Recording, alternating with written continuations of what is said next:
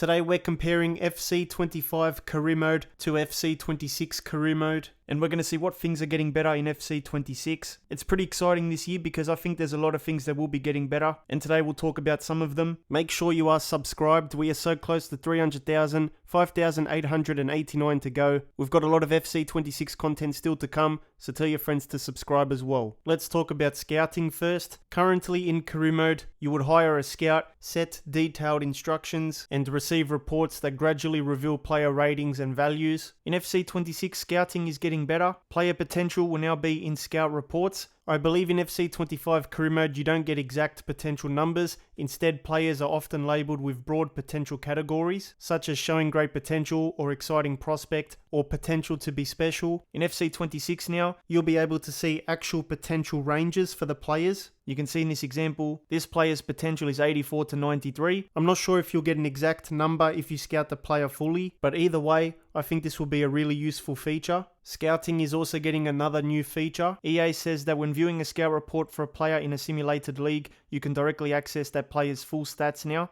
In this example, when you click on the player's name, you can ask the scout to scout the player further, and that'll give you all the specific numbers you need. You can also shortlist the player in the transfer hub. These two things were what we could do already. Now they've added in view team stats. So in this example, they go all the way there, they click on view team stats, and you can see that player's stats directly from the scouting report. So there's going to be a competition stats filter where you can check individual competitions or a total stats one. You can see in the Asian Elite Cup, this player has 2 appearances, 2 goals, 1 assist, and an 8.6 average rating. So scouting definitely has been improved this year.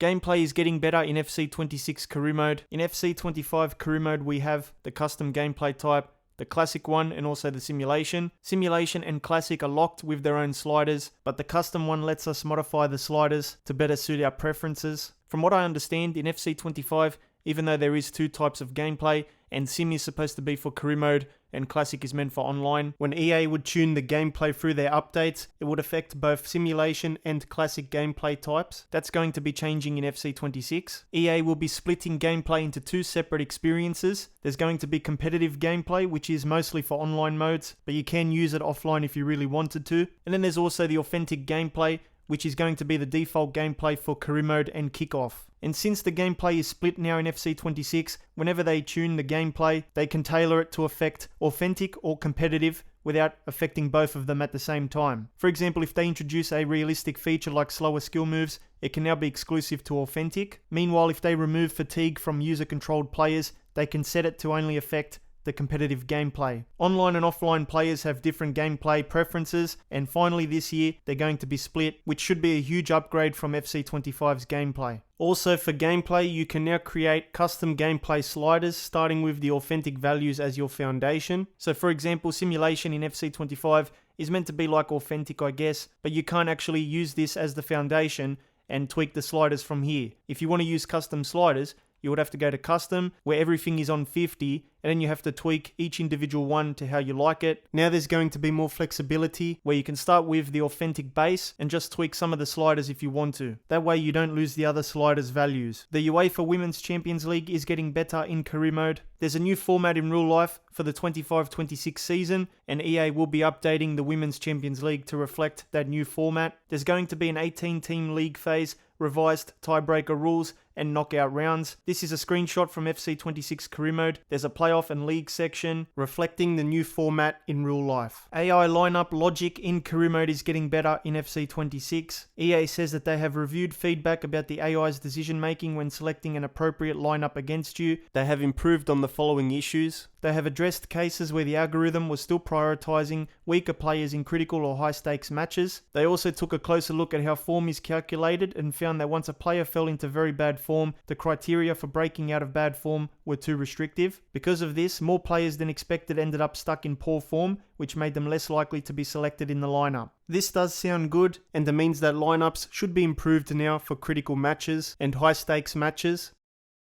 The career mode menu is getting better in FC26. I believe when you hold L2 down, this brings up the switcher menu letting you get to different parts of the menu quicker than if you did it all manually. This year they're making it better because they're going to be bringing in customizable shortcuts. So you can see that there's shortcuts already in FC25, but you can't change these. These are just what EA gives you. They might not be relevant to your workflow. In FC26 now, you'll be able to create your own shortcuts and have them here. Basically, you just pin your most used items and make the switcher work for your specific taste. EA also says that there's been a lot of accidental exits in the career mode menu in FC25. That's going to be changing in FC26. They've made 2 changes. Pressing the back button on any level 1 tab, which I believe is just basically these ones here, will now take you back to Central instead of bringing up this menu, which is the exit pop-up. Now if you press the back button on the exit pop-up screen, it will now close the pop-up. At the moment it doesn't really do anything in FC25, so they're just little improvements to the menu. Transfer logic is getting better in FC26 career mode. They have noticed several mentions throughout the community that the AI could end up hoarding players in certain positions. They have now added new logic to prevent the AI from doing this when the AI has an excessive surplus. The AI will only consider improving that area after selling some players. This also means that if a club has a significant surplus in all pitch areas, they will pause attempts to buy new players